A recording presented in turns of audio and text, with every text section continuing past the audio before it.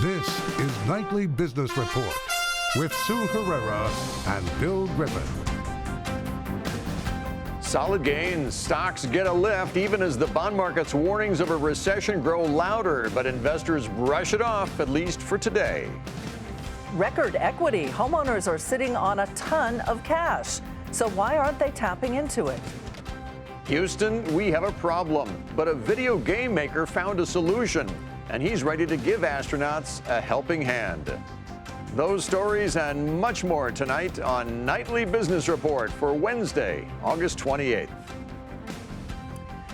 Good evening, everyone, and welcome. It was a head-scratching kind of day. Stocks rose sharply just as about everything got a lift. Banks, retailers, technology, energy, you name it. And it happened on a relatively quiet day that saw the bond market continue to flash a recession signal, an unusual phenomenon that we've been telling you about. Today, investors brushed it off. So here are the closing numbers. The Dow Jones Industrial Average added 258 points to close back above 26,000. The Nasdaq gained 29 and the S&P 500 was up 18. But what will it take for the bulls to stay in charge? Bob Pisani put together a checklist. Bulls can't wait to get out of August. They're hopeful for more stable global economic data, more help from central bank easing. Most importantly, they're hoping for no radical downward revision in the earnings estimates for the third and fourth quarter. Earnings are the key, and so far, other than some notable downward revisions in energy and materials, flattish earnings for the S&P 500 remains the buzzword for 2019. That's good enough for the market, but the bears have plenty of ammunition. Trade wars are hurting growth and those earnings. And now lower yields have emerged as the new big worry for traders. They're fretting it's a sign of even more global slowing. Here's the problem with this. How can you worry about lower yields and at the same time hope central banks are going to lower yields even more? How do you figure that out? Central banks may not be the help the markets thought they would be.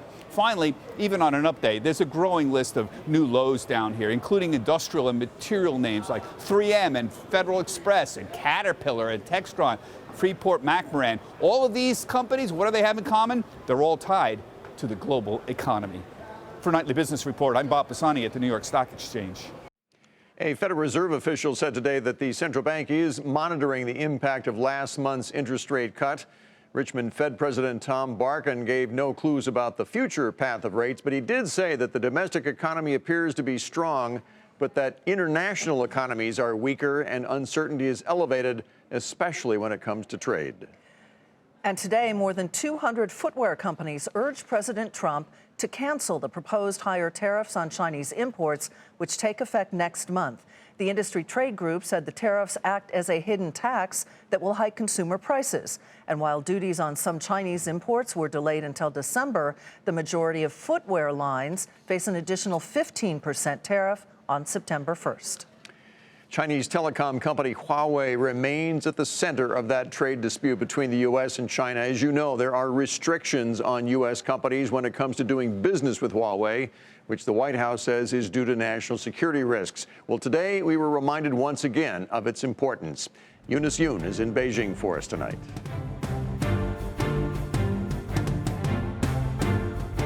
130. That's the number of applications the U.S. Commerce Department has reportedly received by American companies looking to continue to sell to Huawei. Sources told Reuters that the Trump administration has not yet decided on whether to grant the licenses, with progress on the trade deal so uncertain. Huawei won't comment on the report, except to say that the company hoped the U.S. would take it off the blacklist and end what Huawei describes as unjust treatment. Meanwhile, Beijing is indicating that it doesn't want to provoke the White House with its currency. The central bank set the value of the yuan stronger than expected for the second day in a row, suggesting that it wants to keep it stable. Separately, there's been an interesting development on the political side that could very well affect the trade talks. Just in the past couple of days, the state media here has started using a title for President Xi Jinping that we normally don't see. It's Ling Xiu, and suggests that the person has spiritual authority, like combining Pope and President into one. People here are seeing this as a bad sign for a trade deal, because with this new title, how can President Xi Jinping be seen making concessions to the U.S.? For Nightly Business Report, I'm Eunice Yoon in Beijing. British Prime Minister Boris Johnson today moved to shut down Parliament for several weeks. This is in an effort to push through the UK's exit from the European Union, even without an agreement in place. A so-called hard Brexit is what economists are concerned about, saying it could disrupt the global economy. And in Italy, its political parties struck a deal to form a new government that sidelines that hard right leader. So this could mean that Italy adheres to the trade bloc's strict fiscal rules. And as you might know, Italy's debt load is one of the largest in the Eurozone. Back here in the U.S., the consumer has been holding up pretty well, helping power the economy. But a closer look now shows that the wealthy consumers are actually starting to spend less, and it's creating an economic split. Robert Frank has details. For most of the past decade, the wealthy consumer was the strongest, and the working class lagged behind. Now the economy has flipped. The high-end segments of real estate, retail, art, and cars are now the weakest, and the Walmart economy is the main driver of U.S. growth. Luxury real estate is having its worst year since the financial crisis. Sales of homes priced at $1.5 million or more falling by 5% in the second quarter. There is now a 3-year supply of mansions and luxury homes in Aspen, the Hamptons, and Miami. Retailers said the 1% are falling behind Walmart, Costco, and Target. Barney's filing for bankruptcy earlier this month. Nordstrom's posting 3 straight quarters of declines. And Neiman Marcus seeing its first sales drop in 7 years. Art auctions are down between 10 and 20% this year. And at the annual Pebble Beach car auctions this month, more than half the cars priced over $1 million failed to sell, while cars priced under $75,000 sold for far more than their estimates. Spending by the ultra-wealthy is now below 2017 levels, and the share of national spending by the top 10% is actually on the decline as middle-class consumers pick up the slack. The top 10% still account for nearly half of all consumer outlays. So as Mark Zandi of Moody's writes, if high-income consumers pull back any further on their spending, it will be a significant threat to the economic expansion. Other economists are less worried about the fall-off, saying it's typical for the late stage of an economic cycle. The beginning of the cycle is great for the wealthy, get huge profit gains, you get a roaring stock market, collectibles go up in price dramatically. Late in the cycle, Joe Sixpack finally gets money. You get rising wages, the unemployment rate for minorities and low educated people goes down more than for other people. So the economy's in a natural rotation. Either way, spending by the wealthy is driven by confidence and certainty, and they're not finding much of either in today's global economy. For Nightly Business Report, I'm Robert Frank.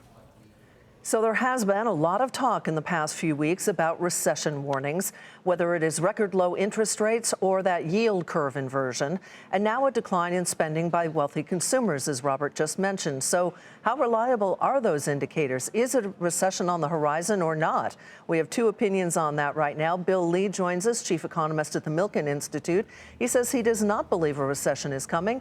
And David Sowerby, portfolio manager with Ancora Advisors, says he sees a recession hitting the U.S. sometime late next year. Gentlemen, welcome. Thank you, Sue. Thanks for having us. Bill, I'm going to start with you. You actually see the yield curve inversion as a bullish sign. How so? You know, every time the yield curve is inverted in the past, it's because the Fed has been driving up rates to try to slow the economy down. This time, the yield curve is inverting because a lot of money from around the world is coming to the United States because the United States is where the highest returns are because capital can be used most productively here. And as a bullish sign is that everyone is coming here because this is where the growth is, this is where the profits are, and this is where all the returns are going to be. David, what say you? What are you looking at that says maybe a recession next year sometime? Bill, 2 quick points. 1, we have not solved the business cycle. We will get recessions. Second, I believe in the yield curve, and when you look at it the way I do, short-term rates, Fed funds rates, 2.1%, the 10-year Treasury at 1.5%. Yes, the 10-year Treasury has come down, but Fed funds have gone up from the 0 level. We've had the equivalent with higher Fed funds and Fed reducing its balance sheet by anywhere from a 300 to 350 basis point hike in the underlying Fed funds rate from the low point, including the balance sheet reduction, inverted yield curve. 9 out of 10 times, it's got a great batting average. It gives us a recession. We simply don't know exactly when, but I think it's within a year to maybe a year and a half.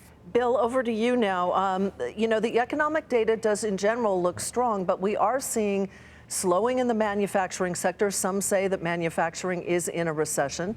And as Frank just reported, the wealthier consumer is starting to kind of pull back a little bit. Yeah. Wouldn't that slow the economy?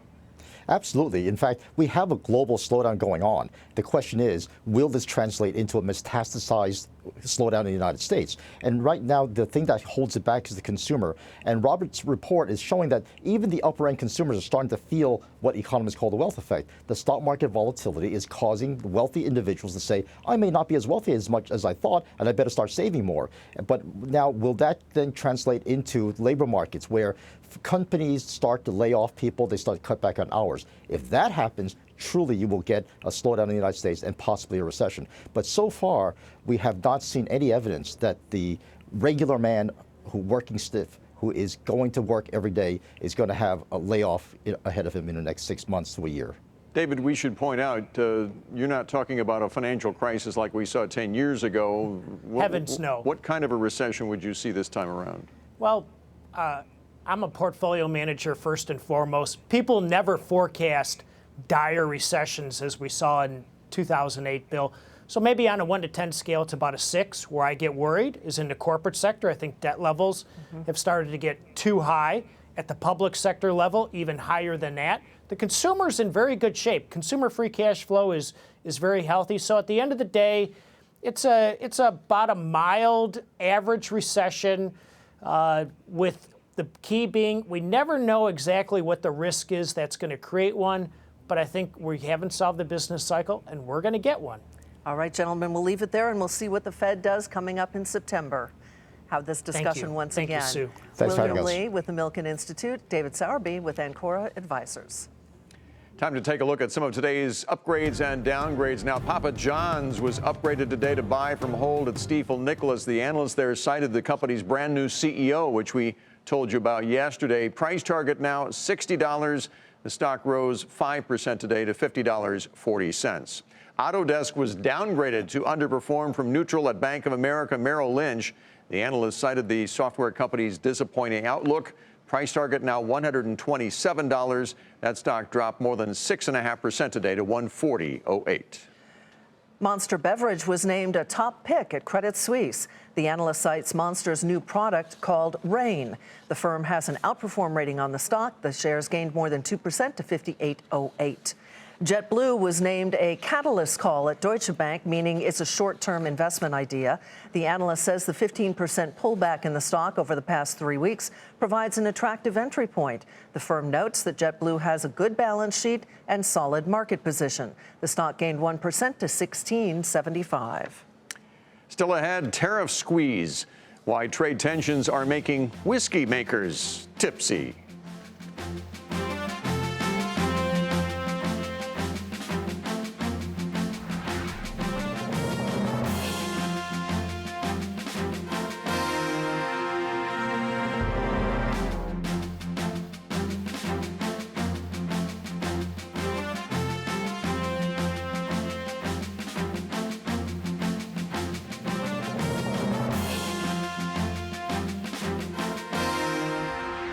Brown-Forman reported better than expected earnings for the 9th straight quarter. That's the good news. The bad news is that revenue missed estimates, reflecting the impact of tariffs, which the company says weighed on its margins. And it's not just the big spirit makers that are caught in the middle of the tariff war, but smaller ones as well. Frank Holland has more. American whiskey, including iconic brands like Jack Daniel's and Jim Beam, is on the front line of the trade war.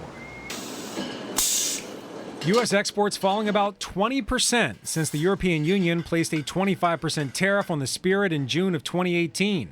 Nearly 60% of U.S. whiskey exports are sold there. These duties part of a retaliation to U.S. tariffs on steel and aluminum. The tariffs are the biggest single thing affecting us. We anticipate our bottom line results will continue to be negatively affected through Q2, so this is going to be tough for another quarter. The CEO of Brown-Forman, the owner of the Jack Daniel's brand, emphasizing the impact during the company's earnings call. European tariffs costing Brown-Forman more than $125 million. It's having an impact on investment here in the U.S. It's having an impact on great American brands. The trade group for U.S. distillers says an escalation of the trade dispute could impact as many as 78,000 jobs. It's also ending a 20-year whiskey boom for U.S. producers. Since 1997, 1998, the U.S. and Europe has really enjoyed free trade with distilled spirits, prompting 300% plus growth for American whiskey over to Europe. Scott Harris, owner of Catoctin Creek Distilling, was banking on that robust market when he bought labels and bottles to meet EU regulations. They can't be used domestically, and Harris says it's nearly impossible to replace the 11% of sales that he made in Europe. The tariffs in 2018 pretty much decimated that, and we ended up with zero. Harris is now rethinking a $1 million investment in new equipment as part of expansion plans.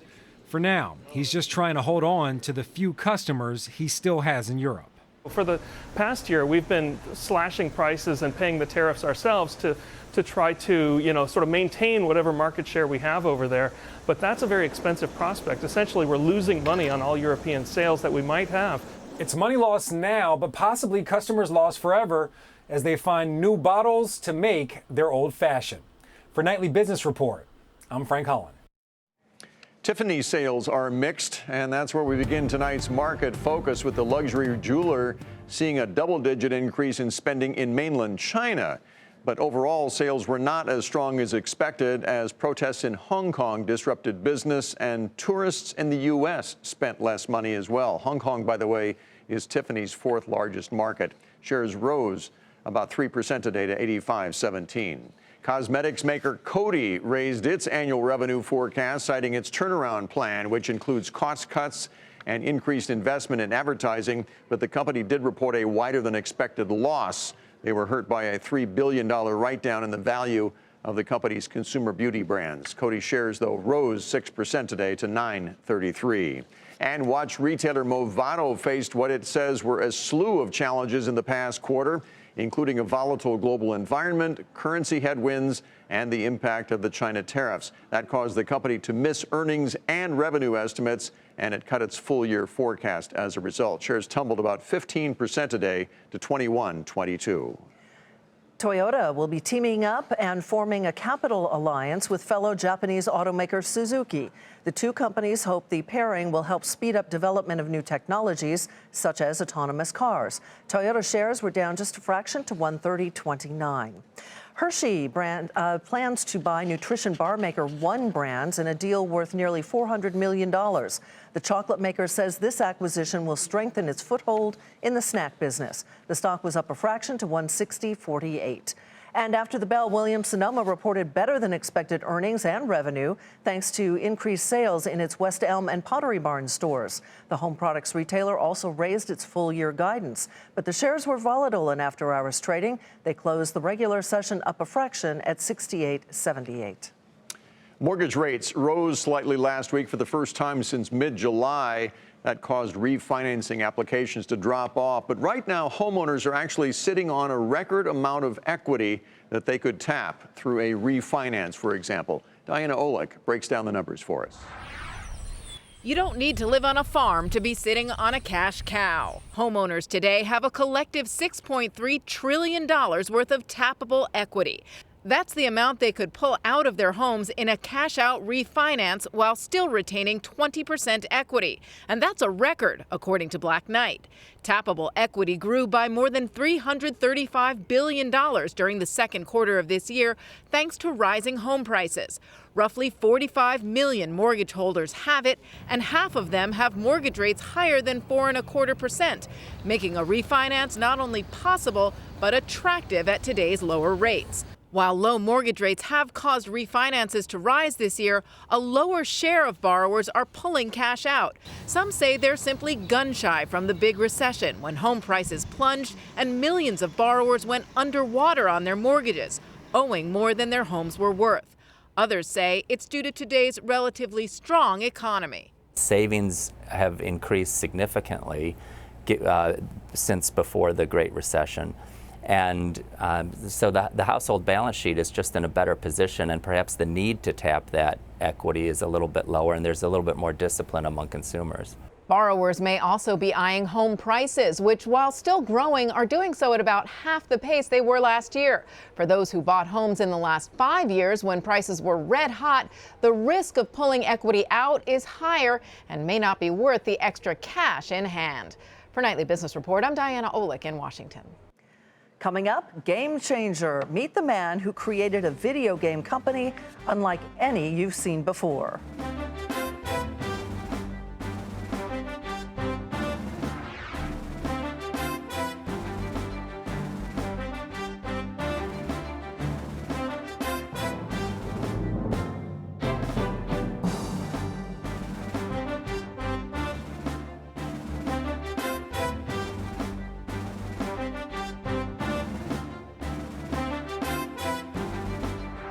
In a year that's been filled with IPOs, we're about to get one more. Fitness startup Peloton filed the paperwork necessary to go public.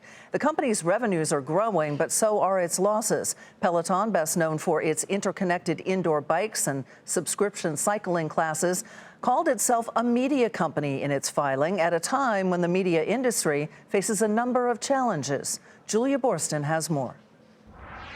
Peloton isn't just about technology and fitness. The company's saying in its filing to go public that it's, quote, a media company that creates engaging to the point of addictive original programming.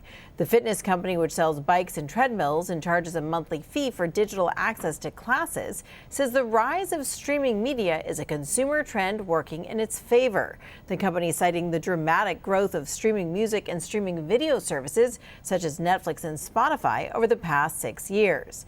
And the music, just as much as Peloton's instructors, is what makes the service compelling. When people work out, part of what they're looking for is not just sweat, but they also want an experience. And at the end of the day, if you're not able to give users the type of content that they're looking for to make that experience good, whether it's a coach or an instructor, or it's a video, or even if it's just music, then you're not going to win them over long term. But being a media company has its downsides. The company cites its reliance on licensed music in its workout videos as a key risk factor to its potential growth. Peloton warning, quote, we may be unable to license a large amount of music or the music of certain popular artists, and our business, financial condition, and operating results could be materially harmed. If Peloton can't get the leverage to get the rights to that music, some of its own original content might not even be as effective. And that's a shame because they're spending a ton of money on it. I mean, a $45 million studio in Manhattan, paying out all of these instructors to be able to get their expertise.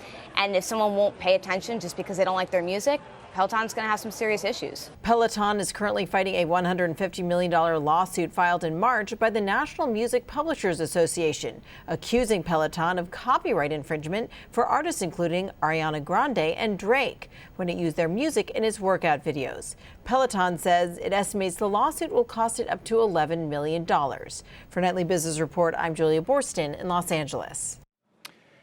Finally tonight, a remarkable story. We want to introduce you to someone who had a passion for gaming. It led to his first job, it became a career, and it took him to places he never thought possible. Here's Bertha Coombs.